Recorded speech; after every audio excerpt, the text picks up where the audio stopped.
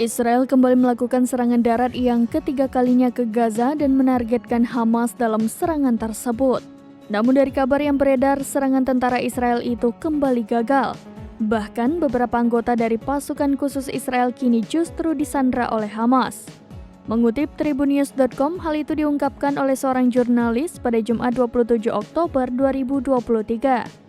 Menurut pengakuannya, Hamas telah mengumumkan bahwa Abu Ubaidah akan memberitahukan siapa sosok yang berhasil mereka sandra. Namun hingga saat ini belum ada konfirmasi lebih lanjut dari pihak terkait soal penyanderaan pasukan khusus Israel tersebut. Hanya saja menurut militer di Palestina, pasukan dan tank tempur Israel memang sempat menyerbu Gaza Utara. Disebutkan pula bahwa pasukan Israel menargetkan senjata anti-tank milik Hamas untuk memuluskan operasi invasi darat skala besar. Sementara itu, Israel sendiri melalui akun resminya di X @idf memperlihatkan rekaman dimulainya operasi invasi darat ke Gaza pada Kamis 26 Oktober 2023. Dalam keterangan unggahannya, IDF menyebut pasukan invasi daratnya terdiri dari unit tank, jet tempur, serta drone UAV.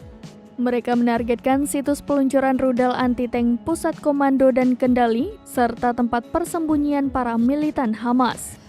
IDF mengklaim pasukan invasi darat berhasil kembali dari lokasi operasi dan melaporkan tidak ada korban luka dari pihaknya.